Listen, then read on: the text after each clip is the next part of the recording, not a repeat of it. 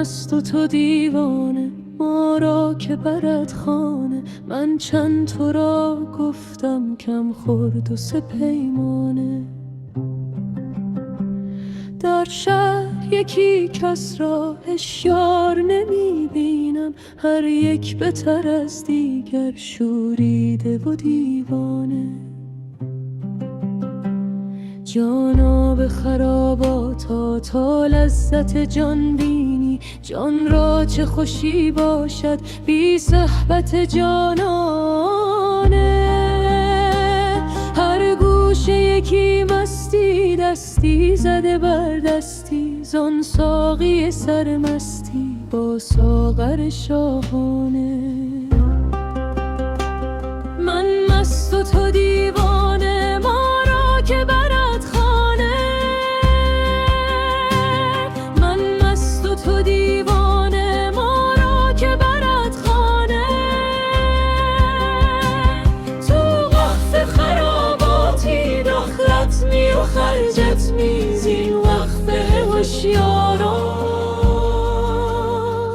مدهید یکی دانه.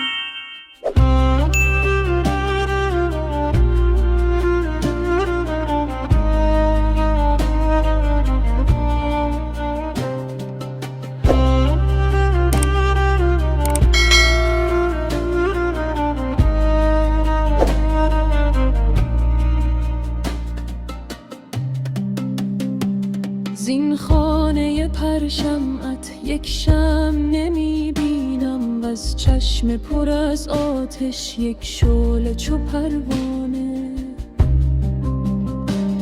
ای لولی بربط زن تو مستری یا من، این ای همه بر بشکن این مایه به زندانه.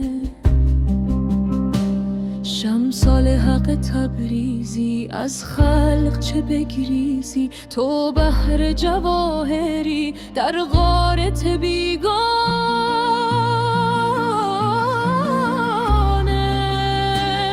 من مست و تو دیوانه، ما را که برد خانه. من مست و تو دیوانه، ما را که برد خانه.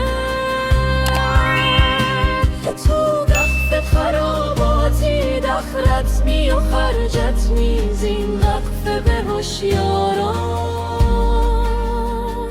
مدهید یکی دانه.